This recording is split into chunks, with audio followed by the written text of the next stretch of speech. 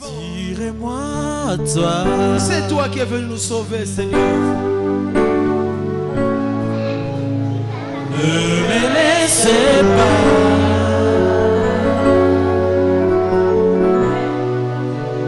Je vais tout abandonner et restaurer notre amitié. Tu es mon désir.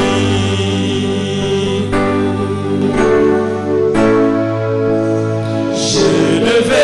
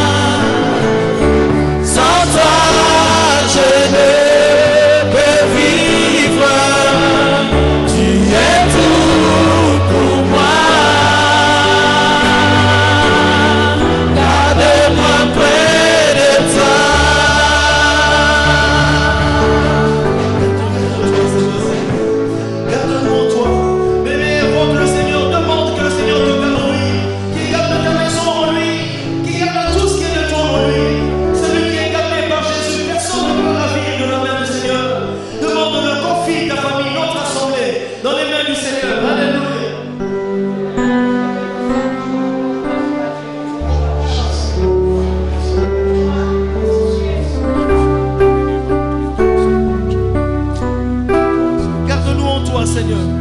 Le monde bouge de tous les côtés, notre Dieu. Mais celui que toi tu gardes et gardé, celui que toi tu gardes et gardé, notre Dieu. Que ta main de Père soit sur nous. Que ta main de protection soit sur nous. Que ta main, notre Dieu, nous gardons toi, Seigneur. Mon Jésus, mon Sauveur, rien n'est comparable à toi. Pour l'éternité, je veux chanter les merveilles de ton amour.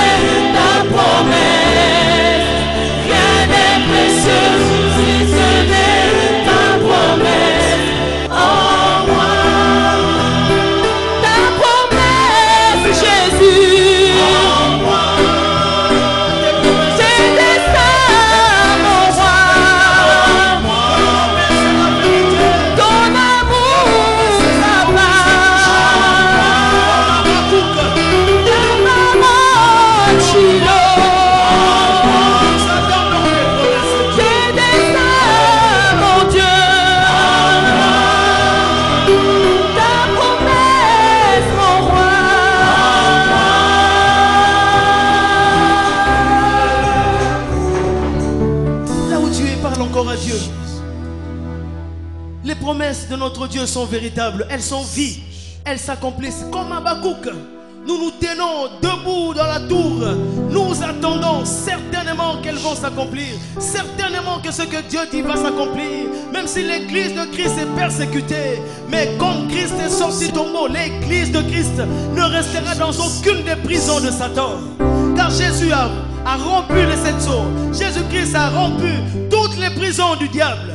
Il en a pris les clés, il a donné ses clés à l'église. Jésus est vivant, il est ressuscité. Ne sois pas dans l'abattement, ne sois pas dans l'égarement, sois dans le véritable qui est Jésus de Nazareth. Espère et crois véritablement. Il a demandé à ses disciples, qui croyez-vous que je suis? Qu'est-ce que les gens disent que je suis? D'autres disaient qu'il était Jean-Baptiste, Jérémie et encore un prophète. Mais Pierre a dit, tu es Christ, le Fils du Dieu vivant. Et c'est dans cette pierre qu'il a bâti son église. Nous sommes ceux qui croyons à Jésus-Christ, à la mission qu'il est venu accomplir. Il est venu sortir du tombeau ceux qui sont enfermés. Il est venu, il déclare, l'Esprit de l'Éternel est sur moi. Il m'a oint pour libérer les captifs, rendre libres les opprimés. Il est venu, il a été oint pour une mission. Et son onction n'est pas vaine. Son onction continue à travailler. Son sang continue à crier pour son corps qui est l'église. Et nous sommes dans ce corps. Il est vivant pour toi et pour moi. Il est ressuscité des morts pour nous apporter la vie que Dieu veut pour nous. Il est venu pour relever la tête de beaucoup de chrétiens qui marchent la tête courbée. Qu'est-ce que c'est que tu es en train de souffrir devant le travail de la croix? Ne minimise pas l'œuvre de la croix. Aujourd'hui, regarde ce que Christ a fait à la croix. Après avoir fini, il a dit tout est accompli. Au-dessus des puissances, au-dessus des rois, au-dessus de la nature et de la création, au-dessus de tout, les plans des hommes sages.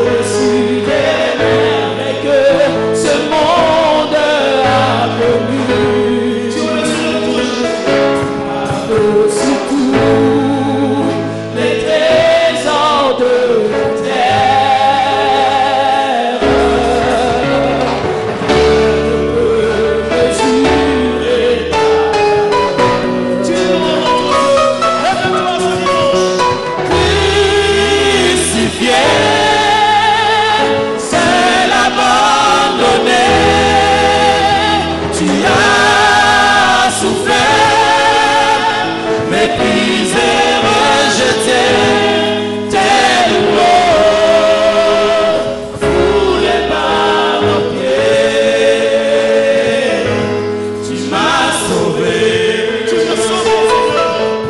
Tu m'as aimé plus que tout. Crucifié, crucifié, seul abandonné. Tu as souffert, méprisé, rejeté, tel une rose foulée par nos pieds. Tu m'as sauvé, Seigneur. Tu m'as aimé plus que tout.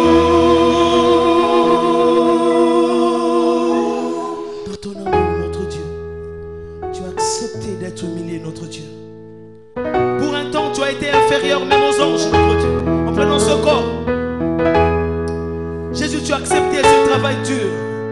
À Gethsémane, notre Dieu, tu as demandé au Père si cela était possible qu'il puisse enlever cette coupe, oh notre Dieu. Mais Seigneur, tu as accepté d'accomplir la volonté du Père pour que nous soyons sauvés. Ton amour grand, notre Dieu, tu l'as manifesté en acceptant le fouet, l'humiliation, le rejet, Seigneur. En acceptant la honte, le mépris, oh notre Dieu. Le sang qui a coulé, notre Dieu.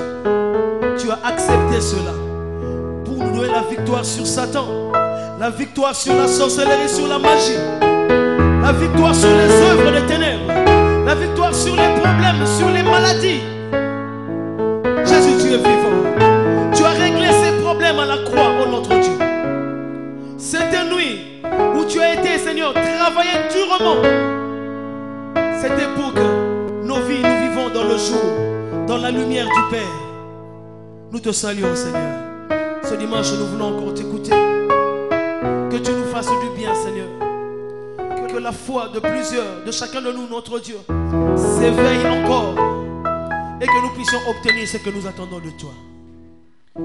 Nos cœurs attendent de toi, Seigneur. Mis à part, veut recevoir de ta part. Nous te saluons et te prions. Dans le nom de Jésus-Christ. Que nous prions et nous bénissons. Amen. Ce n'est pas Barthélemy. Ce n'est pas Matthieu. Je répète, c'est Jésus-Christ que tu acclames. Alléluia. Donc nous sommes vraiment dans la joie. Nous voulons, par la grâce de Dieu, écouter la parole de Dieu. Mais je vais vous présenter,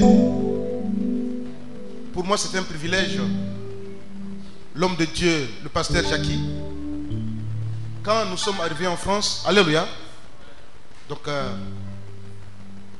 le frère est là, donc c'est un homme de Dieu que nous connaissons beaucoup, que je respecte particulièrement. Et j'aime bien sa foi parce que c'est quelqu'un vraiment, il va vraiment là où les gens n'arrivent pas. Amen. En ce moment, je l'ai entendu, il a dit qu'il est en train de bâtir le ministère au Mali, en Algérie, tout ça. Là où, alléluia, là où les gens disent que le Seigneur m'a fait voir, je veux aller bâtir l'œuvre de Dieu aux États-Unis, partout. Mais lui, il va là où le nom de Christ n'est pas prêché. Alléluia. C'est très important. J'imite beaucoup la foi de cet homme de Dieu. Il est la bouche autorisée de Dieu. Et nous sommes vraiment dans la joie. Je ne veux pas vous garder trop longtemps, mais j'aimerais que nous puissions vraiment l'écouter. Amen. C'est le pasteur Jackie de l'église de Villemomble. Donc ce matin, il est parmi nous. Il est le pasteur de notre frère, Jonas, et le frère que nous recevons beaucoup ici. Et il lui a parlé de notre église. Et le voilà, il est là. Par la grâce de Dieu, je demanderai à chacun de nous de pouvoir encore acclamer très très fort notre Dieu. Nous allons écouter cet homme.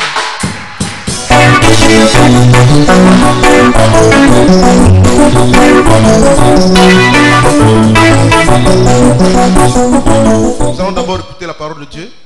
Et sans plus tarder, je vais inviter le pasteur Jackie.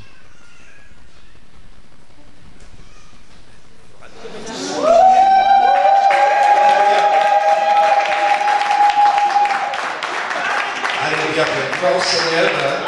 Voilà, vous pouvez prendre place. Merci Seigneur. Donc je me réjouis d'être là là parmi vous aujourd'hui, donc cette occasion qui me donne de partager la parole de Dieu, de partager aussi ce moment de louange, de communion ensemble. Alléluia. L'Église de Jésus-Christ est un seul peuple sur toute la terre. Alléluia. Il n'y a pas de frontières, il n'y a pas de limite, il n'y a pas de blanc, il n'y a pas de noir, il n'y a pas de jaune. Mais là où il y a des hommes et des femmes qui regardent vers Jésus-Christ, alors nous avons le même message sur toute la terre. Alléluia. Il y a quelques années, j'étais dans un avion, je crois que c'était aux États-Unis, et donc j'avais un homme à côté de moi dans l'avion, et puis on a commencé un petit peu à parler. Mon anglais n'est pas très bon, alors c'était un peu hésitant. Et finalement, il m'a parlé que lui il était un entrepreneur qui construisait des grands bateaux. Il avait ses chantiers en Floride, aux États-Unis. Voilà, il m'a expliqué un petit peu tout ce qu'il faisait, des grandes choses, une grosse entreprise. Puis après, il m'a dit, et vous êtes dans quel business alors moi j'ai dit, vous savez, moi je suis dans la plus grande affaire qui existe sur cette terre. Il m'a dit, ah bon, vous êtes dans quoi? J'ai dit, nous on est, il m'a demandé, vous êtes où exactement? Moi j'ai dit, vous savez, on est partout dans le monde. On a des ramifications partout dans le monde. C'était il y a à peu près 25 ans de cela, il m'a dit, est-ce qu'en Chine vous êtes déjà installé? J'ai dit oui, en Chine nous sommes même bien installés. Et il a commencé à me citer plusieurs. Il m'a dit, mais qu'est-ce que vous faites? Et je lui ai dit, je suis serviteur de Dieu, je suis pasteur. Alors il a ri, il a dit, ah, mais c'était un chrétien aussi protestant, je ne sais pas s'il était vraiment converti. Mais enfin bref, voilà, c'est vrai, l'Église de Jésus-Christ, elle est partout. Même là où les gens y mettent des frontières qu'on ne peut pas passer, nous on peut toujours les passer, et il y a toujours des chrétiens derrière ces frontières. Alléluia.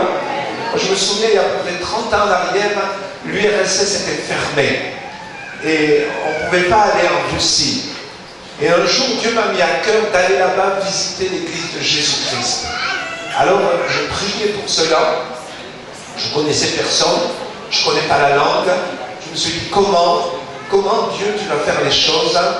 Et voilà que quelques temps après, un homme d'origine russe qui vivait en France, il m'a contacté. Je ne lui avais pas parlé de mon projet, de ce que Dieu avait mis dans mon cœur. Mais il m'a contacté, il m'a dit, est-ce que ça t'intéresse d'aller en URSS? J'ai dit, ah, peut-être ça peut m'intéresser, pourquoi? Il m'a dit, voilà, moi j'ai ma famille là-bas, je dois y aller. Et je ne sais pas, j'ai eu à cœur de t'appeler, de te demander si tu voulais venir avec moi. Alors j'ai dit, oui, je viens avec toi. Ok, c'est entendu. Voilà un pays qui était fermé. Moi, je ne connaissais pas ce pays. Je savais que c'était interdit dans ce pays de prêcher la parole de Dieu, d'annoncer la parole de Dieu. Et voilà qu'on est arrivé un samedi après avoir beaucoup de difficultés à passer la frontière. On était en voiture, prêt à avoir vraiment beaucoup de tracasseries, comme on dit. Finalement, on est rentré de l'URSS le samedi soir. Et on a roulé dans le pays, on a roulé. Finalement, on est arrivé, après bien des détours aussi, chez un pasteur. On a passé la nuit chez ce pasteur, on a dormi là. Et le lendemain matin, je ne savais même pas ce qu'on allait faire. Je savais que c'était dimanche, mais je ne savais même pas ce qu'on allait faire. On nous a réveillés le matin et le pasteur nous était monté dans sa voiture. Donc on est parti, on a commencé à rouler. Et donc on est arrivé dans un endroit, c'était une petite rue comme ça. Il y avait plein de monde qui marchait à pied dans cette rue. Et j'étais étonné parce que partout ailleurs, tout était désert. On ne voyait personne dans les rues. Mais là, tout d'un coup, dans cette rue, je voyais des dizaines et des dizaines de personnes qui marchaient. Et j'ai demandé, j'ai dit, mais est-ce que on me traduisait, donc le frère qui était venu avec moi de France me traduisait. Est-ce que tu peux demander au pasteur où vont ces gens? Alors, il a demandé, et le pasteur a répondu, ils vont à l'église. Donc j'ai dit, mais je croyais que les églises étaient interdites ici. Il m'a dit, tu vas voir quelque chose. Donc on est arrivé finalement dans un lieu, le pasteur m'a fait venir dans son bureau. C'est là qu'il m'a dit, tu es pasteur? J'ai dit, oui, je suis pasteur. Il m'a dit, bon, aujourd'hui c'est toi qui prêches. J'ai dit, mais qu'est-ce que je vais dire moi à ces gens-là? Je ne connais même pas, je ne sais même pas qu'est-ce qu'ils vivent. Il m'a dit, c'est toi qui prêches. Quelques minutes après, on est rentré dans un lieu. C'était peut-être 2 fois comme ce lieu ici. Mais dans ce lieu, il n'y avait pas de chaises d'abord, parce qu'il n'y avait pas de place pour des chaises. Il y avait 800 personnes debout, comme ça, les uns contre les autres. Ils attendaient qu'on prêche la parole de Dieu. Pendant 2 heures, on s'est tenu devant ces gens. J'ai pu leur parler de Jésus. Au bout de 2 heures, la salle s'est vidée. Et de nouveau, 10 minutes après, elle était pleine avec d'autres personnes. On a fait ça 4 fois dans la journée. Dans un pays où c'est interdit de prêcher, à ce moment-là, c'était interdit de prêcher la parole de Dieu. À la fin de tous ces services, j'ai dit au pasteur, mais pourquoi les autorités ne viennent pas vous arrêter? Il m'a dit, où tu veux qu'ils nous mettent? Les prisons sont trop petites pour nous contenir. Alléluia. Alléluia. Les autorités étaient obligées de céder devant le nombre de personnes qui se convertissaient. Alléluia. Et ce serviteur de Dieu m'a dit, nous n'avons jamais cessé de nous réunir. La police est venue, la police nous a menacés, nous avons continué à nous réunir pour Jésus-Christ et aujourd'hui on continue et finalement nous avons vu que le pays s'est libéré et aujourd'hui les églises peuvent se développer normalement. Alléluia. Amen. Alléluia. Partout dans le monde, en Chine, il y a des églises. En ce moment, même dans notre église à Villemont, c'est un pasteur chinois qui prêche. Parce qu'il y a quelques années, un jeune frère de l'église a eu la vision d'aller en Chine. Il ne savait pas. Dieu lui a donné la vision d'aller en Chine.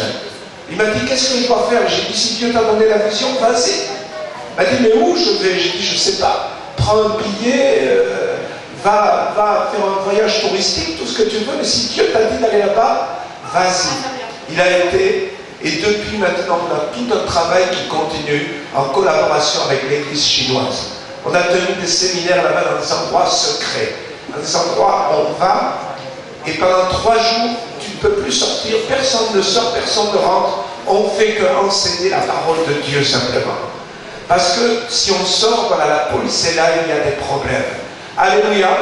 Mais l'église en Chine maintenant, c'est des millions et des millions et des millions de gens. Alléluia. Le gouvernement chinois a voulu interdire la parole de Dieu.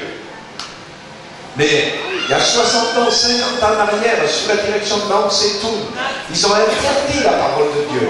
Même pour avoir, si on te trouvait avec une page de la Bible, tu pouvais te retrouver en prison à cause de cela. Mais aujourd'hui, je vais vous dire une chose, devant la demande de Bible, le gouvernement chinois lui-même, il imprime des millions de Bibles chaque année.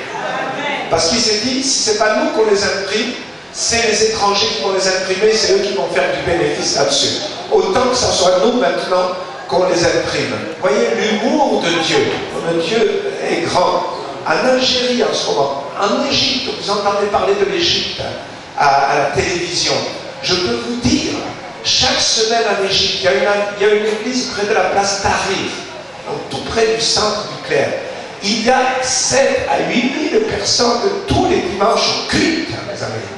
Alléluia. Ça, c'est l'œuvre de Dieu. C'est l'œuvre de Dieu. Les hommes s'opposent.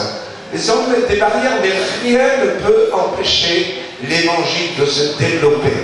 Nous allons en Algérie aussi. Dans une église en Algérie où nous allons, il y a plus de 1000 personnes au culte tous les dimanches. Enfin, le samedi plutôt, parce que là-bas, c'est pas le dimanche, c'est le samedi qui se réunissent, puisque le dimanche, c'est pas un jour férié. Donc ils se réunissent le samedi. Il y a plus de 1000 personnes au culte. Alléluia. Je dois y aller encore d'ici quelques semaines pour tenir un grand séminaire où ils vont rassembler toutes les églises de la région. Donc. Mais la police est déjà venue. Ils ont reçu un ordre de fermer l'église. On leur a dit c'est interdit parce qu'il y a beaucoup dans la ville où c'est. On ne peut pas trop dire parce que non plus on ne parle. Mais il y a beaucoup d'islamistes dans cette ville, fanatiques même. Et donc ils ont réussi à convaincre les autorités de fermer l'église. Donc le pasteur a reçu une lettre des autorités, maintenant vous devez fermer l'église. Qu'est-ce que le pasteur a fait au prochain culte? Il a lu la lettre devant toute l'église. Il a dit voilà, il a dit aux chrétiens, vous faites ce que vous voulez.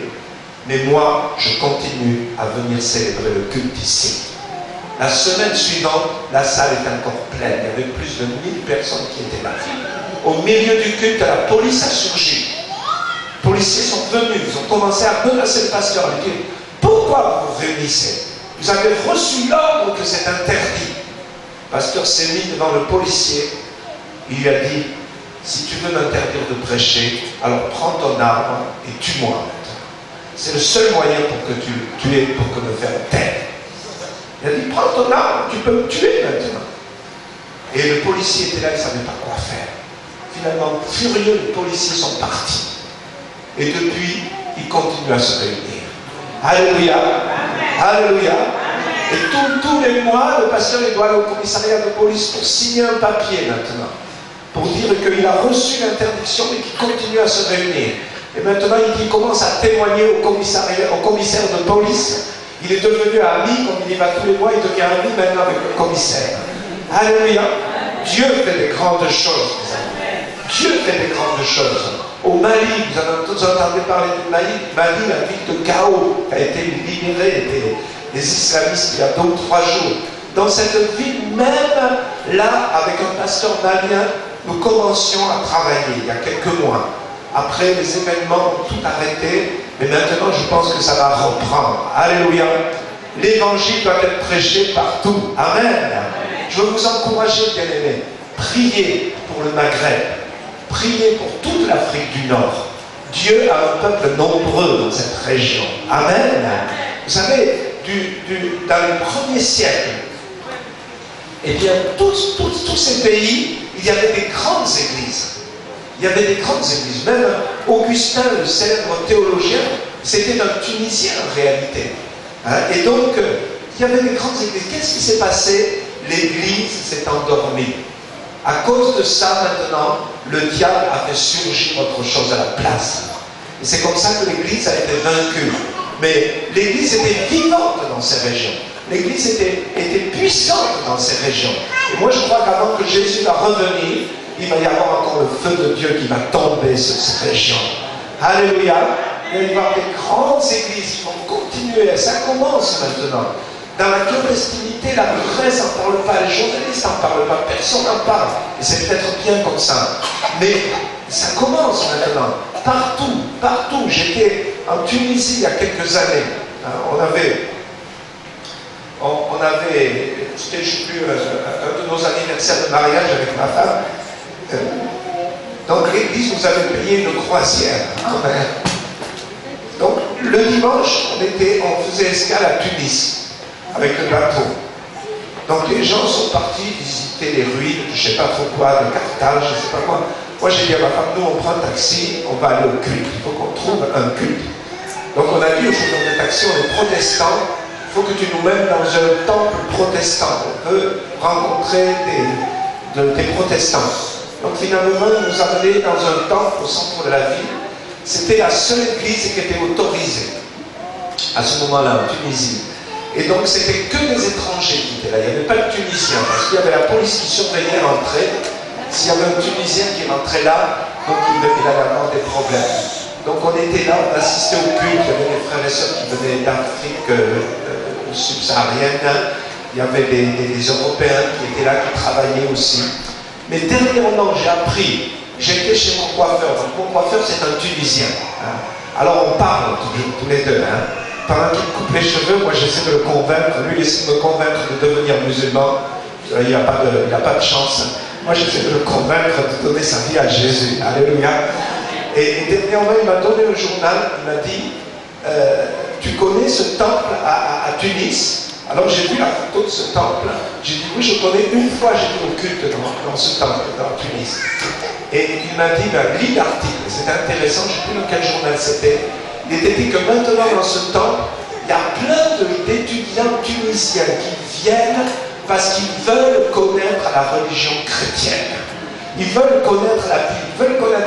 Avant, c'était interdit. Maintenant, c'est eux-mêmes qui viennent pour demander. Alléluia. Vous voyez, vraiment, on peut se réjouir. Est-ce qu'on peut applaudir Jésus? Parce qu'il fait des grandes choses. Alléluia. Partout dans le monde, il agit. Et il est là. Amen. Ce matin, attends-toi à lui. Amen. C'est lui que nous avons élevé. C'est vers lui que de lui nous attendons toutes choses. Quelle que soit ta situation, vous savez, ce qui est notre force, C'est pas qu'on est meilleur que les autres, c'est pas qu'on a plus de connaissances que les autres, mais c'est qu'on a Dieu avec nous. Alléluia. Et avec Dieu, tout est possible. Tout est possible. Quelle que soit ta situation, tout est possible. Alléluia. Et je me souviens, j'avais fait une campagne d'évangélisation une fois au Sénégal, dans un pays musulman. Et là, c'était le soir, et on prêchait, il y avait peut-être 10 personnes comme ça qui étaient devant l'estrade. Mais ce qu'on savait, c'est qu'il y en avait des dizaines qui étaient dans l'ombre tout autour, mais ils n'osaient pas venir. Mais ils écoutaient la parole de Dieu. On avait mis une sono puissante. Et c'était intéressant parce qu'au moment de l'appel, eh bien, les gens sortaient de l'ombre et ils venaient pour donner leur vie à Jésus devant. Mais vous voyez, ce que je veux dire, c'est qu'on a quelque chose de plus. Il y avait là une femme qui avait son enfant, qui était malade, qui était, je ne sais plus comment on appelle cette maladie d'enfant, toutes sortes de problèmes vraiment. C'était de naissance, il avait une maladie, cet enfant était là, il était malade. Et donc cette femme est venue, elle a demandé, mais est-ce que votre Dieu peut faire quelque chose pour mon enfant? Et on lui a dit oui, bien sûr. On a prié pour son enfant. Le lendemain, cette femme est revenue et elle a témoigné. Elle a dit, mon enfant est guéri. Un enfant incurable depuis sa naissance. Il avait peut-être 7 ou 8 ans maintenant. Il n'y avait pas de solution. Elle a dit, maintenant ce Dieu que ces gens annoncent là, ils ont prié, maintenant mon enfant est guéri. Alléluia. Et je peux vous dire, le jour suivant, d'autres personnes, beaucoup d'autres personnes sont venues. Elles regardaient voir qu'est-ce qui se passait. Et ils leur ont dit, voilà, nous avons la puissance de Dieu. Alléluia. Alléluia. Si tu t'attaches à la parole de Dieu, tu vas avoir la bénédiction. Qu'est-ce que Dieu a dit à Josué? Il a dit, attache-toi à ce livre et tu réussiras. Alléluia. Je peux vous donner un témoignage personnel. Mon père, moi je n'ai pas été élevé dans une famille chrétienne. Je ne sais pas si on était chrétien, si vous voulez, de nom, on était catholique, mais comme tous les bons catholiques, on n'allait jamais à l'église. J'ai jamais vu mon père aller à l'église. Moi-même, un jour mes parents ils m'ont dit, va au catéchisme. Alors j'étais au catéchisme, je suis revenu à la maison, mes parents m'ont dit, alors c'est comment? Moi j'ai dit, c'est nul. Ils m'ont dit, bon, ben, si tu ne veux plus y aller, retourne. Voilà, je suis plus retourné. Hein. Vous savez, moi j'ai été élevé, j'avais un de mes grands-pères en éducation religieuse, quand il y avait la cloche de l'église catholique qui sonnait à côté, il me disait, petit, tu sais ce que c'est ces cloches? Je disais, non, qu'est-ce que c'est? Il disait, c'est le curé qui appelle tous les imbéciles à aller leur donner leur argent. Voilà, c'était mon éducation religieuse. Hein. Et donc, je n'ai pas connu. Et mon père vivait loin de Dieu. Et un jour, cet homme, à 40 ans, il n'avait jamais ouvert ce livre. Il n'avait jamais ouvert ce livre. Mais un jour, un tout jeune lui a donné ce livre. C'était quelqu'un de la famille qui venait de se convertir. C'était un de ses neveux. Et il lui a dit, tonton, si un jour tu as des difficultés, ouvre ce livre, Dieu va te parler. Lui, il est rentré à la maison, il a mis ce livre de côté. Il vivait seul, le foyer de mes parents était éclaté. Mon père était gravement malade parce que c'était un mineur, donc on était des étrangers. Donc vous savez ce que c'est quand on est étranger dans un pays, on venait des pays de l'Est, on fait le travail que les autres ne veulent pas faire. C'est comme ça. Hein? Donc à ce moment-là, tous les étrangers qui venaient de l'Est, de l'Europe de l'Est, ils travaillaient dans les mines de charbon parce qu'on avait besoin de beaucoup de charbon. C'était un travail dangereux. Mon père, il avait 12 ans quand il a commencé à descendre dans les mines. Il travaillait sous terre, si bien qu'à peu près à 30-35 ans, il était malade. Les mineurs ont une maladie qui s'appelle la silicose, donc c'est la silice, la poussière de charbon qui se dépose dans les poumons et ça bloque les poumons ne peuvent plus fonctionner et généralement on meurt d'étouffement très rapidement.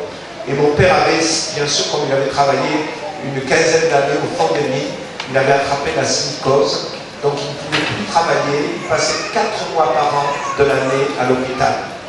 Il avait tout échoué parce que sa famille était éclatée, mes parents étaient séparés, il n'avait pas d'argent parce qu'à ce moment-là, cette maladie n'était pas reconnue comme une maladie professionnelle, donc il touchait presque rien. Il était arrivé à un moment où il était au bout, il n'en pouvait plus. Et une nuit, il s'est levé, il a dit, maintenant j'en ai assez. je vais terminer cette nuit pour moi, j'arrête ma vie, je vais me suicider. Il s'est levé avec cette intention de se suicider. À ce moment-là, on habitait dans le sud de la France, donc au bord de la Méditerranée. Il avait une petite barque avec un moteur, et donc il a fait son plan, c'était à peu près vers minuit. Il a dit, je descends au port, je prends ma barque, je mets le cap sur le large, quand je suis loin de la terre, je saute, ma barque va continuer, et voilà, c'est fini de moi, on ne parlera plus de moi. Voilà, c'était ce qu'il avait décidé cette nuit de faire. Et donc il se préparait pour partir, pour descendre au port. C'est à ce moment-là qu'il s'est souvenu de cette Bible qu'on lui avait donnée. Il s'est souvenu surtout des paroles qu'on lui avait dit. On lui avait dit, si tu as des problèmes, ouvre ce livre, Dieu va te parler. Alors il a dit, s'il faut que j'ouvre ce livre une fois dans ma vie, c'est maintenant, parce que je suis dans les problèmes et je vais terminer avec ma vie. Il a cherché ce livre. D'abord, il ne savait même plus où il l'avait mis. Il a cherché, il l'a trouvé sur une armoire, couverte de poussière. C'était une toute petite Bible, plus petite que celle-là, une Bible en format, un petit format, quoi. Et il a vu ce livre, jamais il a vu ce livre. Mon père ne rentrait pas dans les églises, comme je vous l'ai dit. Même quand il y avait des enterrements, il attendait devant la porte de l'église, il fumait sa cigarette devant la porte de l'église, en attendant, parce qu'il disait en attendant que le curé fasse son truc là-dedans, nous on attend dehors. Hein. Et donc, jamais il avait ouvert une Bible. Et cette nuit-là, avant de mettre fin à ses jours, il s'est dit, peut-être il y a quelque chose dans ce livre, puisqu'on me l'a dit. Donc il a fait une prière cette nuit-là. Il a dit, Dieu, je ne sais pas si tu existes, mais si tu existes, parle-moi maintenant, parce que dans 2 heures, ce sera fini. Et il a ouvert ce livre, il ne savait pas comment faire. Il s'est dit, je vais ouvrir au hasard. Je vais ouvrir au hasard. Donc il a ouvert au hasard, mais avec Dieu, il n'y a pas de hasard. Alléluia. Dieu conduisait toutes choses. Et il est tombé sur ce verset qu'on a lu tout à l'heure. Que ce livre ne s'éloigne pas de ta bouche. Médite-le le jour et la nuit, alors tu réussiras. Cet homme a été interpellé. Il a dit, mais moi j'ai tout échoué dans ma vie. J'ai 40 ans maintenant, j'ai tout échoué. Je suis malade, ma famille est éclatée, il était aussi dans des problèmes d'alcool. Tout, il avait des problèmes matériels. Il a dit, moi j'ai tout raté, c'est pour ça que je vais mettre fin à mes jours. Est-ce que ce livre peut me donner de la réussite? Et il a commencé à lire dans ce livre. Pendant toute la nuit, il a lu dans la parole de Dieu. Et le matin, il ne s'était pas suicidé, mais il a donné sa vie à Jésus. Alléluia. Voyez, ce livre est une puissance extraordinaire. Alléluia. Si tu t'appuies sur ce qui est écrit, et cet homme a changé. Quelques temps après, je suis allé le voir, donc c'était mon père, je ne vivais pas avec lui. Je suis allé le voir, et il m'a dit, il faut que je te parle. Je dis, oh là là, qu'est-ce qu'il a encore à raconter? Parce que je sous-estimais, comme je vous ai dit, moi j'étais tout petit avec lui, il m'a mené dans les bars, je traînais dans les bars avec lui, moi j'avais peur, même j'étais un enfant à 10 ans, et je voyais ces hommes qui se disputaient, vous savez comment sont les hommes quand ils ont bu, hein, ils parlent politique, ils parlent sport, ils commencent à se disputer, et presque à se battre, hein. Et moi j'étais là au milieu, donc je connaissais mon père, je savais quelle était sa vie. Et il m'a dit, il faut que je te dise quelque chose. Il m'a dit, j'ai rencontré Dieu. Là, si vous m'aviez demandé ce qu'il allait me dire, je vous aurais dit tout sauf ça. Il m'a dit, j'ai rencontré Dieu. Vous savez, moi, sur le moment, je me suis dit à moi-même, je ne lui ai pas dit parce que bon, c'était mon père, à moi-même, je me suis dit, le pauvre, cette fois-ci, il a complètement pété les plombs. Cette fois-ci, à force de boire, c'est le cerveau qui est atteint. Il ne sait plus ce qu'il dit, quoi. Et ma réaction, ça a été de lui dire, parce que pour moi, Dieu, je ne connaissais pas non plus. Pour moi, Dieu, c'était l'église traditionnelle. Je lui ai dit, tu ne vas pas te faire curé quand même. Parce que pour moi, je voyais Dieu, c'était les curés, quoi. Et il m'a dit non. Il m'a dit, mais je peux te dire, Dieu m'a parlé. Il m'a raconté comment il avait rencontré Dieu. Et il m'a dit, dimanche, si tu veux, viens avec moi dans une petite église, là, où on annonce ça. Ah, j'ai dit, tu sais, papa, laisse-moi tranquille avec ces histoires. Toi-même, tu n'allais jamais à l'église. Maintenant, tu d'un coup, tu me dis de venir avec toi à l'église. Qu'est-ce que c'est que cette histoire? Mais sa vie avait changé. Moi, je me suis dit, de toute façon, je vais bien voir. Parce que je savais où mon père passait son temps. Donc, il m'a mené avec lui même. Donc, je me suis dit, je vais bien voir. Et au bout de quelques jours, j'ai vu que la vie de cet homme avait changé. La vie de mon père avait changé. Et c'était au contact de la parole de Dieu. Alléluia.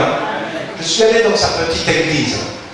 Il y avait, la moitié c'était des grands-mères. Vous savez, il y a 50 ans en arrière, oui c'est ça, une bonne cinquantaine d'années en France, les églises étaient toutes petites. Quand vous aviez déjà 30 personnes dans votre église, vous étiez déjà un grand pasteur. Donc, il m'a mené dans son église, il y avait, oui, une trentaine de personnes. Sur les 30 personnes, il devait y avoir au moins 15 grands-mères. Donc, c'était pas très encourageant pour un jeune que j'étais. Mais j'ai vu quelque chose. Je ne me suis pas converti tout de suite. Mais j'ai senti quelque chose. Je me suis dit, chez ces gens ont quelque chose que moi je n'ai pas. J'étais obligé de le reconnaître. Je ne voulais pas être d'accord avec eux parce que ça me paraissait comme ça, aberrant, un peu leur histoire. Tout d'un coup, Dieu leur parle, Dieu se révèle à eux, ils sont convertis, ils sont sauvés pour l'éternité. Je n'arrivais pas à comprendre ça à ce moment-là. Mais je savais qu'en eux, il y avait quelque chose. Puis je me suis dit une chose. Comme j'étais, vous savez, j'étais au lycée, tout ça, alors on aime bien réfléchir. J'ai dit, je vais lire les évangiles. Et je vais leur prouver qu'ils ont tort. J'ai commencé à lire dans les évangiles. Et vous savez quoi, je me suis arrêté. Parce qu'au fur et à mesure que je lisais, je commençais à être convaincu que ce qu'ils vivaient était vrai. Donc comme je ne voulais pas me convertir, donc j'ai arrêté de lire. Mais Dieu m'a retrouvé. Ça, c'est une autre histoire. Alléluia. Et je voudrais vous dire, dans ce livre, il y a une puissance de Dieu. Si tu t'attaches à ce livre, eh bien, tu vas réussir. Vous savez, le psaume 119, le plus grand chapitre de la Bible, nous parle de la parole de Dieu. Dans le psaume 119, David nous dit plusieurs choses. Il nous dit d'abord que cette parole, elle est une lampe à ses pieds et une lumière sur son sentier. Vous savez, en ce temps-là, quand on marchait la nuit, on avait des lampes à huile. Des petites lampes comme ça avec un récipient où on mettait de l'huile, une petite mèche, on se déplaçait la nuit. Mais vous savez, David disait, voilà, la parole de Dieu, dans un monde ténébreux, c'est cette petite lumière qui me montre le sentier où je dois marcher. Alléluia. Aujourd'hui, on a des lampes torches qui éclairent beaucoup plus. On a même, moi j'aime beaucoup l'image des phares de nos voitures. Vous voyez, au fur et à mesure où on avance, la route est éclairée devant nous. Alléluia. Si tu as des bons phares qui marchent sur ta voiture, voilà, c'est ce qui doit se passer.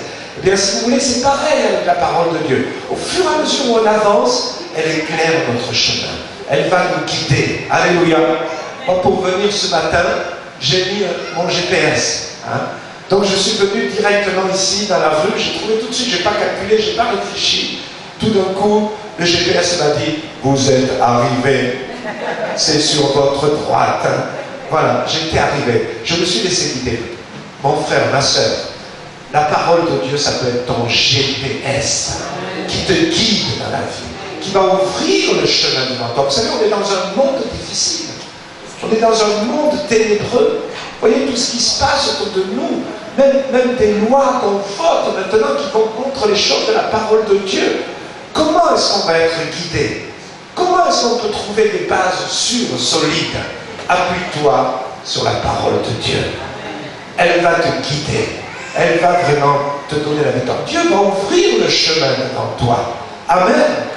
Moi, ça fait plus de 40 ans que je suis dans le ministère. Je peux vous dire une chose, c'est que Dieu nous guide jour après jour. Alléluia. Il guidera tes pas. Il guidera ta vie.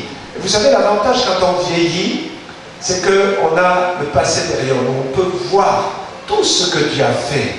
Et quand moi je me retourne et que je regarde comme ça ma vie, elle n'est pas parfaite, loin de là. Mais je suis émerveillé de voir comment Dieu a su conduire, guider ma vie, la vie de ma famille, la vie de notre foyer, le ministère, tout cela. La parole de Dieu, qu'elle devienne pour toi un guide. Alléluia. Appuie-toi sur cette parole. Dieu va ouvrir toutes les portes. Tu as besoin de travail, appuie-toi sur la parole de Dieu. Tu as besoin d'être guéri, appuie-toi sur la parole de Dieu. La parole de Dieu dit quoi? Il y a des gens qui prient, oh Seigneur, si tu veux me guérir, guéris-moi. Mais Dieu veut te guérir. Alléluia. La maladie ne vient pas de Dieu quand tu regardes la parole de Dieu. La maladie ne vient pas de Dieu. Ça ne veut pas dire que tu ne peux pas être atteint par la maladie. Mais ça veut dire une chose, c'est que quand tu es atteint par la maladie, Dieu va te guérir. Alléluia.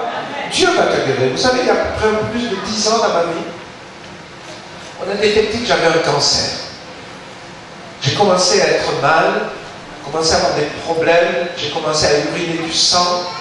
Donc quand j'ai vu ça, au début, je me suis pas... J'ai pas l'habitude de m'arrêter un petit peu. Comme je voyage beaucoup à droite, j'ai dit, oh, je sais pas, je fais peut-être un petit quelque chose, une infection. Donc.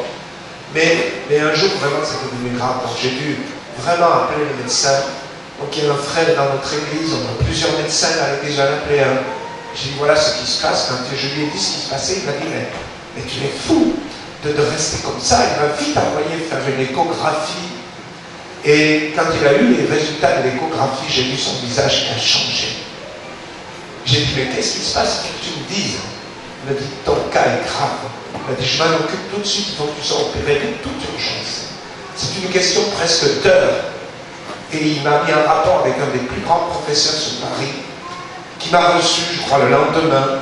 Et quand le professeur a vu le résultat, il m'a dit, hop, demain vous rentrez, il faut qu'on vous opère de toute urgence. J'avais un cancer. C'était à un cheveu, si on peut dire, qui se généralise dans tout mon corps. Mais j'avais un cancer. Moi, j'étais confiant. J'ai dit, bon, de toute façon, on avait la convention dans 3 mois. J'ai dit, autant faire ça maintenant que je sois dégagé pour la convention tranquille, quoi. Et quand je suis arrivé dans ma chambre à l'hôpital, il y avait là un jeune homme, 30 ans, 35 ans. Bon, moi, c'est un jeune homme, quoi. Hein. Et donc, il m'a dit, vous venez pourquoi? Alors, je lui ai dit, voilà, ceci pour cela. Ah, il m'a dit, c'est la même chose que moi. Il m'a dit, c'est la première fois que vous venez. Moi, j'ai dit, j'étais étonné. Je dis, mais pourquoi il me dit ça? Moi, je dis, oui, c'est la première fois, puis je pense bien la dernière. Il m'a dit, ah, mon pauvre monsieur, moi, j'en suis à ma 16e opération. 16e opération, il n'y a toujours pas d'amélioration. Là, quand il m'a dit ça, quand même, là, je me suis dit, oh là là, tu es dans une drôle d'histoire. Et effectivement, j'étais opéré le lendemain. 3 mois après l'opération, le mal est encore là. C'est un cancer. Et le professeur qui s'occupait de moi, donc il m'a dit, monsieur, ces cancers-là, on ne peut jamais les empêcher de revenir. On va vous suivre tous les 3 mois, tous les 6 mois, on vous opérera, on enlèvera le mal, mais il revient sans arrêt, sans arrêt. Moi, j'ai dit, c'est pas possible. C'est pas possible. Alors, ils ont commencé à me donner des traitements. Mes amis, je peux vous dire, j'ai connu la souffrance physique. Jusque-là, je croyais avoir souffert physiquement. Mais là, j'ai compris que j'avais jamais souffert avant ça.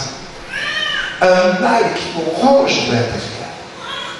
Et j'ai dit, non, je refuse ce cancer. Ce cancer n'est pas envoyé du diable. Donc je veux, j'ai demandé, on va prier. Et ma femme a prié, les enfants ont prié. On a dit, on refuse cela. Je ne sais plus, pendant 5 ou 6 ans, on s'est battu. Il y avait des jours où je ne pouvais même pas, je me levais, parce que je disais, je veux me lever.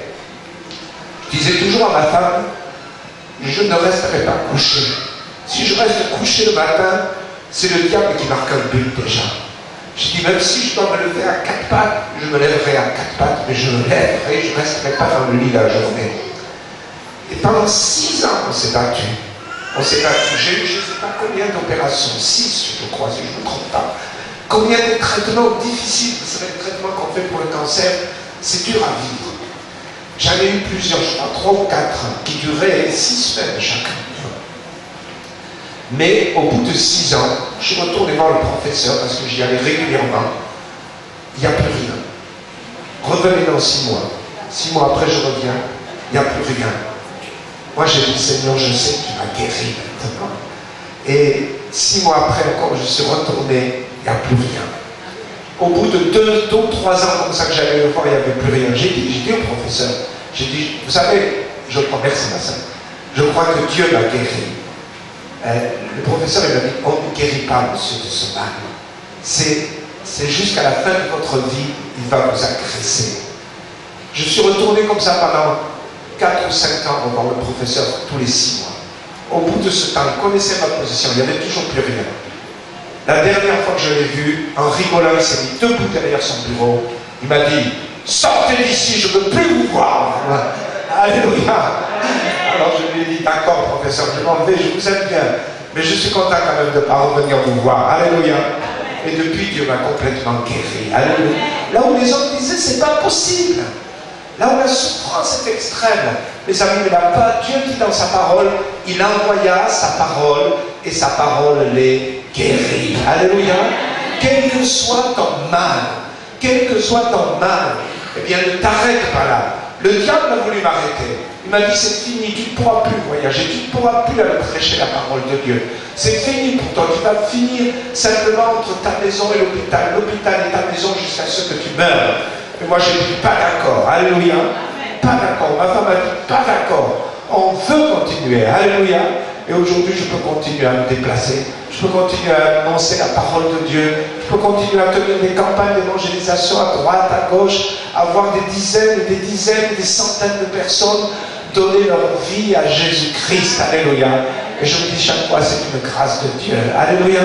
Je voudrais t'encourager au travers de ce témoignage. Quelle que soit ta situation. Vous savez, il y a quelques années, une jeune fille est venue me trouver.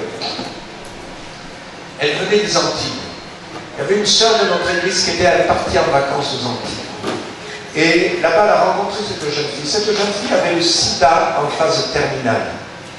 Donc, elle était dans un état lamentable. Cette sœur de notre église lui a dit, parce qu'elle disait, maintenant je vais mourir. Elle avait accepté Jésus, mais dans l'église où elle allait, on ne prêchait pas la guérison. Donc, elle a dit, je vais mourir, les médecins me donnent 3 ou 4 mois, c'est tout. Cette sœur de notre église lui a dit, tu ne vas pas mourir. Alors elle lui a dit, qu'est-ce que je dois faire pour ne pas mourir? Cette sœur ne savait pas quoi lui dire. Elle lui a dit, écoute, tu vas prendre un billet d'avion pour Paris, tu vas venir avec moi à Paris, je t'amènerai dans mon église, tu vas être guéri. Cette jeune fille n'avait pas d'autre solution, elle a dit, c'est vrai ce que tu me dis là? Elle a dit, oui, mais tu vas voir la guérison. Et quelques jours après, voilà, cette sœur est arrivée avec cette jeune fille malade dans mon bureau. Elle est arrivée à l'église. Et cette sœur m'a dit, pasteur, voilà, elle vient des Antilles. Je l'ai amenée ici, bien sûr qu'elle aurait pu être guérie aux Antilles, hein. Bien sûr, Dieu est partout, hein. Mais Dieu a ses plans. Hein. Donc, elle m'a dit, voilà, je l'ai amenée pour que tu pries pour elle, pour qu'elle soit guérie. J'ai vu cette jeune fille, mes amis. C'était une loque humaine. Elle avait 25 ans. Mais si tu la vois comme ça, tu lui donnes 50 ans. Elle était, je crois qu'elle pesait bien plus de 40 kilos. Partout où je pouvais voir sa peau, il y avait des boutons purulents avec du pus qui étaient là. Elle était vraiment dans un état lamentable. Tu te demandais comment elle tenait debout encore. J'ai dit, on va prier pour toi. On a prié pour elle. Après qu'on a prié pour elle, on n'a pas prié 2 heures, 3 heures. Moi, j'ai prié 3-4 minutes. J'ai dit, je demande ta guérison. Sois guérie maintenant dans le nom de Jésus. Je lui ai dit, qu'est-ce qui s'est passé? Cette jeune fille m'a dit, je sais que maintenant je suis guérie. Rien n'avait changé apparemment. Mais elle a dit, je sais que je suis guérie. Elle a dit, je retourne chez moi aux Antilles, je suis guérie. Une année après, cette jeune fille me téléphone. Elle était de passage à Paris. Elle m'a dit, je peux passer vous voir parce que vous vous souvenez de moi. J'ai dit, oui, je me souviens de toi, on ne peut pas oublier un cas comme ça, quoi. Hein. Et donc, elle m'a dit, pasteur, il faut que je passe vous voir, je veux vous dire quelque chose. Et c'était un samedi après-midi. Je lui ai dit, passe chez moi à la maison, je suis là à la maison. Elle m'a dit, j'arrive. Peut-être 2 heures après, elle était là. Si elle ne m'avait pas dit au téléphone qui elle était, je ne pouvais pas la reconnaître. J'ai vu devant moi une belle jeune fille, en pleine santé. Et elle m'a expliqué comment, après qu'on ait prié pour elle, elle est rentrée aux Antilles. Elle a commencé à arrêter tous ses traitements. Et petit à petit, son corps a repris vie. Et elle m'a dit, si je suis venue ici à Paris, c'est parce que là-bas, chez moi, je suis connue. Tout le monde, tous les médecins disent que de toute façon, je suis malade et que je resterai malade. Alors elle dit, je suis venue dans un grand hôpital ici à Paris. Et j'ai demandé qu'on m'examine pour savoir si j'avais le sida. Et après avoir fait tous les examens, le médecin a convoqué dans son bureau. Il lui a dit, mademoiselle, non seulement vous n'avez pas le sida, mais vous êtes en pleine santé. Alléluia. Ce que Dieu fait, mes amis. Aujourd'hui, cette femme est devenue la femme d'un serviteur de Dieu. Aux dernières nouvelles, elle avait un enfant qui est en parfaite santé. Elle continue à servir le pays, à servir le Seigneur dans son pays. Voyez, c'est pour ça que je voudrais te dire ce matin, même si tu es devant des situations extrêmes, Dieu a une solution pour toi. Il s'agit que tu t'accroches à la parole de Dieu. Il va te guider, il va te parler. On va prier dans quelques minutes. Parce que c'est bien de parler, mais il faut prier, il faut agir. Alléluia. Alléluia. Mais si tu crois à la parole, si tu crois à la parole, tu vas arriver. Tu vas arriver. Vous savez, il y a quelques années, je suis allé dans un pays difficile en Afrique, au Bénin. Vous savez, le Bénin, c'est le centre du vaudou. C'est là que le vaudou est né. On retrouve le vaudou, si vous le trouvez fort, c'est au Bénin et en Haïti. Parce que beaucoup de Béninois avaient été amenés là-bas. Ils ont amené la religion traditionnelle avec. Quand j'étais au Bénin, une des premières campagnes d'évangélisation, c'était au Bénin. Ma femme a commencé à me téléphoner. Elle était désemparée. Je ne reconnaissais pas ma femme au téléphone. Parce que c'est une femme vraiment courageuse, pleine de foi. Et là, tout d'un coup, elle m'a dit, reviens, ça va plus, je ne vais pas bien, reviens tout de suite. Moi, j'étais en pleine campagne d'évangélisation, j'ai dit, je ne peux pas revenir comme ça, je ne peux pas arrêter. J'ai demandé à mes enfants, qu'est-ce qui se passe avec maman? Mon Dieu, on ne sait pas. Elle est dépressive tout d'un coup. Ah, j'ai dit, ça c'est le diable. Ça c'est le diable qui agit. C'est parce que je prêche l'évangile dans ce pays. Maintenant, il va atteindre ma famille en France. Donc j'ai dit, on va prier. Moi, je vais terminer la campagne d'évangélisation ici. On va rentrer. Quand je suis rentré, j'ai trouvé ma femme, c'était une femme dépressive.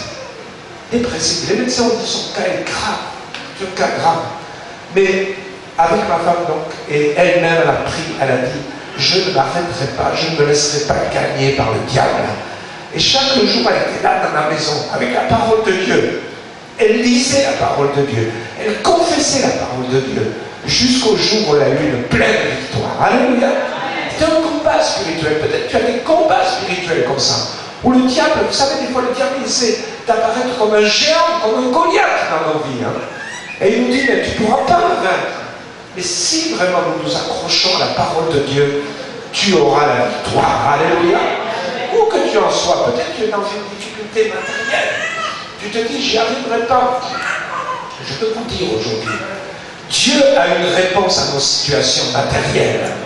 La pauvreté, la misère, c'est pas de Dieu. Quand Dieu a fait le monde, quand il a fait le jardin d'Éden, il n'a pas mis la misère dans le jardin d'Éden. La misère est venue parce que le péché est venu. C'est le diable qui a amené la misère, la pauvreté. Je ne veux pas dire par là qu'on va tous être des milliardaires. C'est pas ça que je veux dire. Mais tu as le droit de demander à Dieu ta nourriture. Jésus nous a appris, nous a dit, donne-nous aujourd'hui notre pain de ce jour. Amen. C'est dans la parole. Alléluia. Est-ce que vous êtes là? Amen. Donc tu as le droit de demander ta nourriture. Moi je dis que tu as le droit de demander ton vêtement aussi. Puisque le Seigneur a dit, regardez les lys des champs, comment ils sont vêtus. Les fleurs, c'est extraordinaire. Les fleurs sont belles, magnifiques. Et donc, Jésus a dit que je serais vêtu de la même façon. Donc, il n'y a pas de raison. Je crois que nous pouvons aussi avoir notre logement, parce que le Seigneur sait qu'on a besoin d'un toit pour vivre. Ça ne sera peut-être pas un palace, mais au moins une maison où tu puisses être à l'abri, où tu puisses être au chaud, où tu puisses avoir de l'eau, où tu puisses avoir ce qu'il te faut pour vivre. Je crois que Dieu veut pourvoir à nos besoins. Alléluia. Alléluia. Il pourvoira à tes besoins. Qui que tu sois, moi je veux te dire, si aujourd'hui tu as besoin de travail, je vais donner l'occasion, je veux prier pour toi, pour que Dieu t'ouvre la porte. Mais attends-toi à Dieu. Tu vas voir le miracle de Dieu. Vous savez, quand nous avons commencé l'église sur Paris, nous sommes arrivés, nous n'avions personne pour nous soutenir. Nous étions seuls avec mon épouse, à ce moment-là j'avais 2 jeunes enfants. On est arrivés, on avait un loyer, on a pris un appartement, on avait un loyer à payer. Il y avait des charges. On a fait notre premier culte dans notre salle à manger. On était 7 ou 8 personnes. Et sur les 7 ou 8, il y avait ma femme et 2 enfants. Donc, voilà, on commençait l'œuvre de Dieu. Le lundi matin, on a prié avec ma femme. On a pris la matinée pour prier. On a dit, Seigneur, tu nous envoies maintenant, il faut que tu pourvoies nos besoins. Après, arrivé vers midi, j'ai dit à ma femme, voilà, je vais chercher un travail pour commencer parce que je ne veux pas que mes enfants manquent de quoi que ce soit pour qu'ils se révoltent contre Dieu. Mais je veux qu'ils aient ce qu'il faut. Donc ma femme m'a dit, mais qu'est-ce que tu vas faire? Tu es pasteur, qu'est-ce que tu vas faire? J'ai pris le journal, à ce moment-là c'était François. J'ai commencé à regarder les annonces et tout d'un coup il y a une annonce, vous savez, Dieu nous parle. Tout d'un coup, il y a une annonce, là, j'ai vu une lumière sur cette annonce. Dieu m'a dit, ça, c'est pour toi. J'ai regardé, c'était dans une entreprise dans Paris. Ils cherchaient quelqu'un qui était auprès du patron, comme le secrétaire du patron, disons. Et donc, j'ai dit, ok. J'ai mangé et j'ai dit, je vais me présenter. Je suis arrivé, c'était dans Paris. C'était 3h de l'après-midi. J'ai sonné à l'adresse. Un monsieur très bien est venu m'ouvrir. Il m'a dit, vous venez pourquoi? Je dis, je viens pour la place. Il m'a dit, vous avez regardé l'heure qu'il est? J'ai dit, oui. Pourquoi? Il m'a dit, je vais vous donner un conseil, monsieur. Si vous voulez trouver du travail, c'est pas à 3h de l'après-midi qu'il faut venir. Parce qu'on a déjà eu 40 candidats avant vous. Donc, vous pouvez partir parce qu'on a déjà sélectionné des gens qui nous intéressent. J'ai dit, mais qu'est-ce que c'est cette histoire? Dieu m'envoie là et lui, il ne veut même pas me recevoir. J'ai dit, non, je ne peux pas laisser ça comme ça. J'ai dit, écoutez, monsieur, vous allez aller voir le patron, s'il vous plaît, parce que je pense qu'il va me recevoir. Il m'a dit, vous êtes qui? Je lui ai donné mon nom. Alors, je ne sais pas, peut-être qu'il a cru que j'étais quelqu'un d'important. Donc, il m'a dit, bon, attendez, mais de toute façon, le patron, il ne vous recevra pas, hein, parce que c'est trop tard. Il est parti au fond du couloir, il a tapé à une porte, j'ai entendu une grosse voix qui disait, entrez! Et la voix du patron. Hein. Et donc, il est rentré, et puis, peut-être 30 secondes après, il est revenu vers moi, il m'a dit, bon, suivez-moi, le patron veut bien me recevoir. Alors, bon, je me suis dit, déjà, un point de gagné, hein. Mais c'est pas gagné parce que je me suis dit, ils en ont déjà eu 40, ils en ont sélectionné 5 ou 6, il m'a dit. Et je dis, Seigneur, si c'est de toi, tu vas m'ouvrir la porte. Donc, je suis rentré dans ce grand bureau, c'est le patron, là, vraiment. Toi, tu es assis devant lui sur une petite chaise, là, vraiment, si tu n'as pas Dieu avec toi, tu commences à trembler, quoi. Hein? Et le patron, il m'a dit, il paraît que vous êtes un têtu. Alors, moi j'ai dit, moi je vais vous dire la vérité. Il m'a dit, ah bon, quelle vérité? Mais voilà, je lui ai dit, je suis pasteur, je viens sur Paris pour ouvrir une église, c'est Dieu qui m'envoie. Tout de suite, quand j'ai parlé de Dieu, il m'a dit, ah mais moi je suis un bon catholique, monsieur. Je suis un bon catholique, même quand je passe devant un crucifix, je me signe toujours. Ok. Et j'ai dit, bon voilà.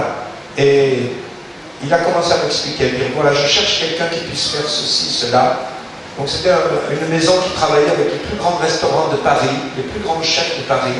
Et il m'a dit, ce sont des gens vraiment infernales parce qu'ils vont vous insulter des fois au téléphone.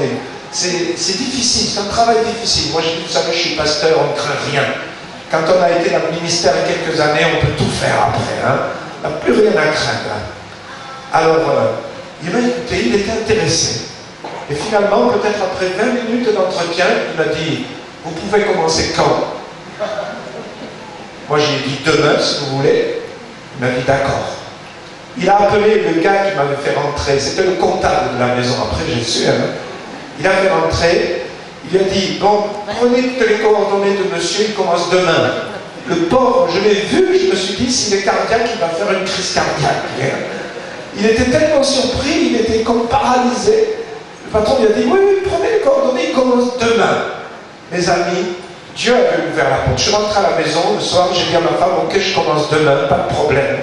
Alors que les gens ne trouvent pas du travail. Mais vous savez, quand Dieu ouvre une porte, elle est pour toi. Alléluia. Il ne faut pas baisser les bras, il ne faut pas non plus rester à paresser dans son lit. Hein. Mais fais ce que tu as à faire. Dieu va ouvrir une porte devant toi. Là où tous les autres auront des échecs, toi, tu auras la porte ouverte.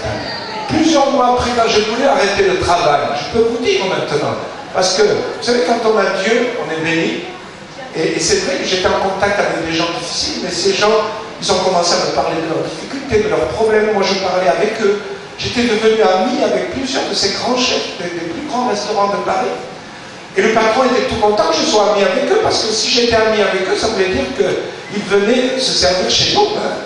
Et quand j'ai voulu partir, que je lui ai dit que l'église a commencé à grandir maintenant, mais le patron il m'a dit, pas question, tu partes. Il m'a dit, ah non, non, non, non. Mais j'ai dit, mais je suis libre de partir. Il m'a dit, non, non, non, non, non, moi je te garde. Et je lui ai dit, non, bon, j'ai prié, j'ai dit, mais Seigneur, je me trompe, pourquoi? Comment cet homme, il veut absolument me garder avec lui? Est-ce qu'il y a un autre chemin? Et ma femme me disait, non, non, il faut que tu quittes, parce qu'elle voyait que ça commençait Vous savez, dans ces entreprises-là, il y a beaucoup de relations, des repas, d'affaires. Ma femme m'a dit, non, si tu veux continuer le ministère, il faut que tu quittes cette place. Donc j'ai écrit une lettre recommandée pour dire au patron que j'arrêtais à partir de telle date. Il m'a appelé dans son bureau. Et il m'a dit quelque chose que beaucoup voudraient entendre. C'est quand on est serviteur de Dieu, quand on veut marcher avec Dieu, on va te faire des propositions que même les gens du monde, ils rêvent de cela, mais ils ne l'ont pas. Cet homme m'a dit, il n'est pas question que vous quittez votre place. Moi, je vous garde. Et il m'a dit, vous savez, votre salaire, c'est pas un problème. Ton salaire, parce que tu voyais. Il m'a dit, ton salaire, c'est pas un problème. Considère aujourd'hui, je le double. Je le double. Vous avez déjà beaucoup eu des patrons qui disent, je vous double le salaire. Moi, j'ai eu ça. Moi, j'ai eu ça, je peux vous dire. Et vous savez, le diable, ce qu'il m'a dit à l'oreille, parce que le diable, il sait faire. Il m'a dit, ah, tu vas pouvoir donner une bandite à l'église. Hein. Ouais, tu parles. Je savais que le Seigneur me demandait d'arrêter. Je dis, non, je vous respecte beaucoup, je vous aime beaucoup. Pour moi, vous êtes un homme que j'apprécie. Mais je suis obligé de quitter. C'est Dieu qui me le demande. Et j'ai quitté cette place parce que je savais que Dieu me l'a demandé. Si je cite ce témoignage, ce n'est pas pour me mettre en avant quoi, mais c'est pour vous dire, Dieu a une réponse pour toi. Il faut être sérieux avec Dieu. Il ne faut pas vivre n'importe comment non plus. Vous savez, David, il a dit aussi, je serre ta parole dans mon cœur afin de ne pas pécher contre toi. Vous êtes d'accord? On ne peut pas vivre n'importe comment. Et puis demander à Dieu de nous exaucer. S'il y a des choses dans ta vie qui ne sont pas en ordre, mets-les en ordre. Règle cela. Mais attends-toi au Seigneur. Parce qu'il va t'exaucer. Le Seigneur, il ne demande pas des gens parfaits. Il demande des gens sincères, honnêtes. Quand tu dis je marche avec toi, Seigneur, ce n'est pas seulement le dimanche au culte, mais c'est le lundi matin à ton boulot. C'est le soir quand tu es avec tes amis. C'est là qu'il faut montrer que tu marches avec Jésus. Marcher 24 heures sur 24, 7 jours sur 7 avec Jésus. Et tu vas voir la parole de Dieu va s'accomplir dans ta vie. Alléluia. On va se mettre debout, on va se lever. Alléluia. Le temps a tourné. Je ne veux pas vous garder trop longtemps, ça fait déjà au moins 1 heure que je parle, donc c'est déjà bien. Mais simplement, je voudrais qu'on soit là devant le Seigneur. Il est présent dans le Seigneur. Il est présent. Nous savez, on a chanté ses louanges. On a mis sa parole en avant. On a élevé Jésus. C'est le Seigneur qui est là présent. Il veut faire son œuvre. Il veut faire son œuvre dans ta vie. Qui que tu sois ici, Dieu te parle. Il y a des personnes, Dieu t'a parlé. Il y a des personnes qui ont besoin de changer quelque chose dans leur vie. Il y a des choses que tu fais qui ne sont pas la gloire de Dieu. Tu le sais. Dieu t'a parlé, t'a dit, là, il faut que tu changes. Là, il faut que tu changes. Je voudrais t'inviter tout à l'heure à venir ici devant pour recevoir la prière. Dieu veut changer ta vie. Il y a des personnes ici. Il y a une personne qui a un problème dans le ventre. Qui a un problème dans le ventre. Maintenant, tu sais, peut-être un kyste, quelque chose comme ça que tu as. Le Seigneur te parle. Il te dit que tu as peur à cause de cela. Parce que les médecins t'ont dit qu'on va devoir t'opérer, que c'est grave. Mais le Seigneur te dit, aujourd'hui, ce matin, j'enlève ce kyste. J'enlève ce kyste. J'enlève ce kyste. Tu es guéri maintenant. Si tu t'approches de moi avec foi, tu es guéri. Il y a une personne qui a une douleur dans le cou. C'est comme si un torticolis ou quelque chose, peut-être tu as eu un choc, je ne sais pas. C'est quelque chose qui te fait très mal. Même à l'instant même, tu as mal.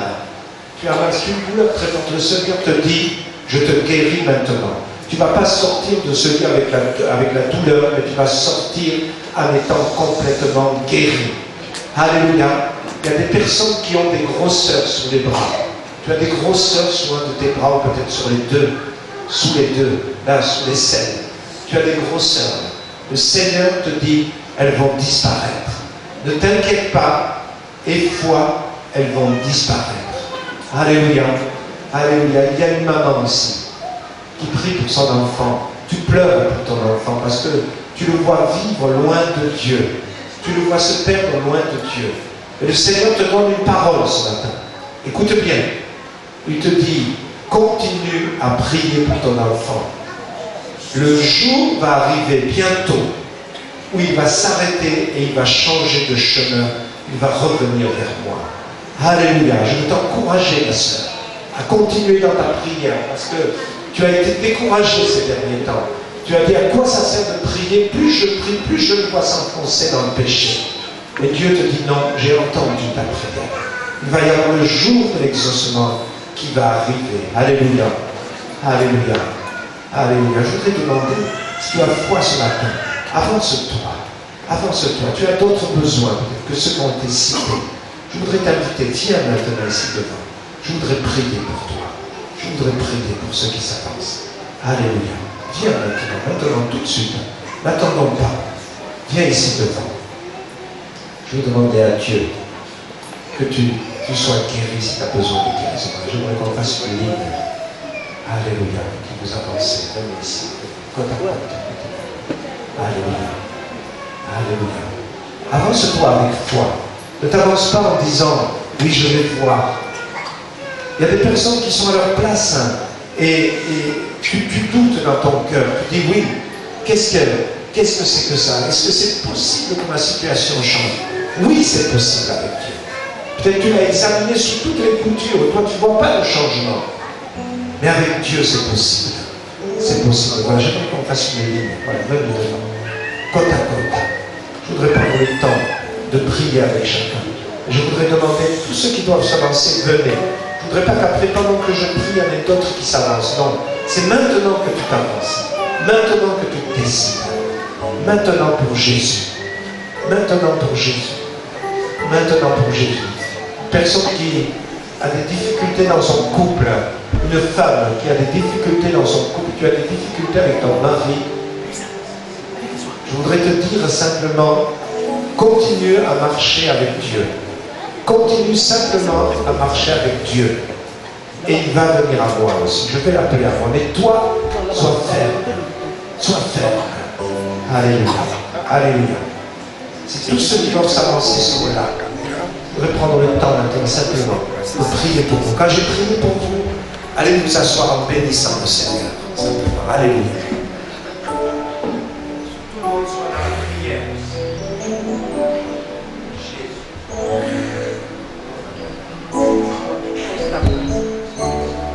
La faute est que tout puissant.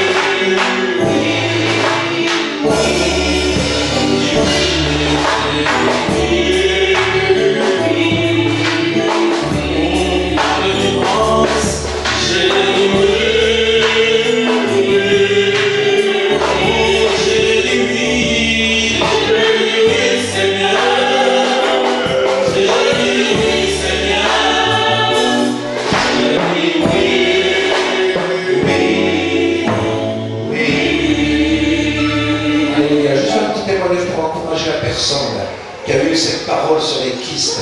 Témoignage qu'on m'a partagé hier, je crois. Il y a une maman dans notre église, vous savez, une de ces grand-mères qui vient d'Afrique, là, qui est pleine de foi. Hein. Et dernièrement, les médecins avaient détecté qu'elle avait un gros fibrome dans le ventre. Et elle était à l'église, et après qu'elle a dit ça, donc c'est sa petite fille qui m'a dit ça, et la grand-maman est venue vers moi après, donc celle qui était malade, soi-disant, elle m'a dit, pasteur, ne les écoute pas, moi je sais que Dieu m'a guéri. Donc quand même la famille l'a envoyée voir le médecin. Elle a fait des examens, et sur les examens, le médecin a dit, il y a un fibrome, il faut qu'on vous opère. Elle a dit au médecin, mon Dieu m'a guéri. Moi je ne crois pas au résultat. Je crois que mon Dieu m'a guéri, donc je n'ai pas besoin de t'opérer. Mais la famille a tellement insisté. Sa fille et ses petits-enfants, ils ont tellement insisté que finalement, elle est obligée d'aller à l'hôpital donc, et de se faire opérer. Les médecins l'ont ouvert. Quand ils l'ont ouvert, ils ont constaté une chose, c'est qu'il n'y avait rien du tout. Ils ont refermé, ils ont dit, excusez-nous madame, mais vous n'aviez rien du tout. Elle leur a dit, je vous avais dit que j'étais guéri, pourquoi vous ne m'avez pas écouté? Alléluia. Dieu est grand, vous savez, contre toute évidence. Cette grand-maman, elle ne pouvait pas résister à la pression de ses enfants et de ses petits-enfants. Mais elle savait que Dieu l'avait guéri et Dieu a honoré sa foi. Alléluia. Je voudrais simplement prier pour l'Église. Je voudrais demander que cette Église grandisse pour la gloire de Dieu. Je voudrais demander que votre pasteur soit fortifié. Il a fait un travail. Il a une œuvre. Il faut qu'il y ait aussi des personnes autour de lui, des hommes, des femmes solides. Je parlais tout à l'heure avec lui, et c'est vrai. Vous savez, pour que l'Église s'élève, il faut des hommes et des femmes solides autour des ministères. Pas des gens qui empêchent le ministère. Vous connaissez le frère Jonas, c'est un de nos anciens dans l'Église. On en a 7 ou 8 comme ça. Avec ces gens-là, l'Église tient debout. Je voudrais simplement prier. Seigneur, je te demande vraiment de faire ton œuvre au milieu de cette Église. Tu as commencé quelque chose au travers peut-être de différentes turbulences. Cette Église est là. Cette Église continue. Elle est là dans ses locaux, Seigneur. Il y a là des hommes, des femmes, Seigneur, qui confessent ton nom. Il y a là un serviteur qui a reçu l'appel, Seigneur. Et Seigneur, je ne veux pas quitter ce lieu sans te demander maintenant que cette Église prospère et se développe dans le nom de Jésus. Seigneur, tu as appelé ton Église à grandir, à se développer pour que de grandes choses se fassent. Alors Seigneur, je te prie pour ton serviteur. Je te prie pour son épouse. Je te prie pour sa maison, Seigneur. Je te demande d'enraciner-les encore en toi. Fais-en vraiment des Jérémies au milieu de ce peuple. Et Seigneur, je te prie, Seigneur, pour que tu appelles au milieu de ce peuple et que tu affermisses ceux qui ont déjà l'appel et que tu appelles d'autres à être des piliers solides à côté de ton serviteur, afin que l'Église s'élève, afin que l'Église puisse s'élever pour ta gloire, Jésus. Merci, Seigneur, parce que je proclame la bénédiction d'en haut sur ce peuple. Je proclame la bénédiction du Très-Haut. Ta parole nous dit ce que nous bénissons est béni dans le nom de Jésus.